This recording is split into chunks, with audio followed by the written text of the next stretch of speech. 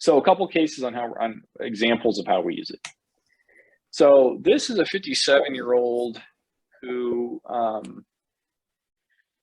doesn't wear contacts, isn't sure what kind of glasses she's wearing, but we know she's wearing progressive. She's hyperopic with quite a bit of SIL. And let's see, she is she doesn't work outside the home. She babysits and does arts and crafts and paintings and things like that. And she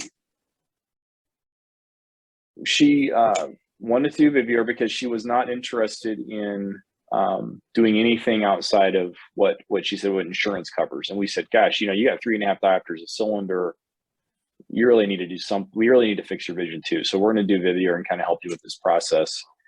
And it was very interesting. I think when you look at how she uses her vision, she does these arts and crafts and things like that, but she's a very distant dominant. I mean, she's a 65% distance patient with another 40% at near, and then, or I guess 16% near, 20% intermediate, and quite a bit of time in dim light.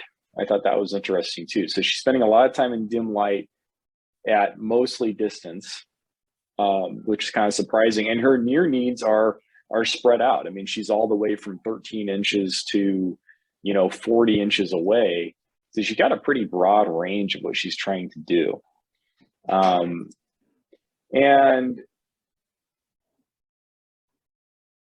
And so when we put the IOL matching to it, we kind of showed her, we said, look, well, if we do this monofocal lens, we're going to get you about 61% of the time, but the other 40% you're going to be in glasses for all these things at all these distances. Oh, you mean I would need glasses for this, this, and this? Yes, you need glasses. Oh, but none of my friends have glasses after cataract surgery.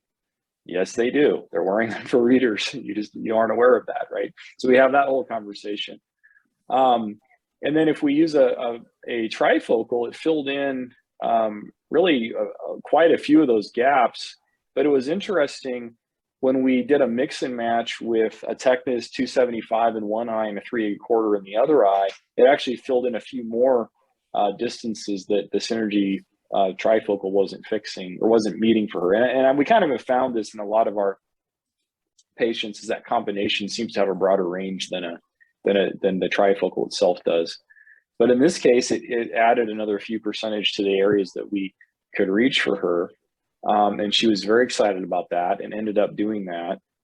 We did the toric version, so we're able to fix the stigmatism and the near vision and the far vision all at once.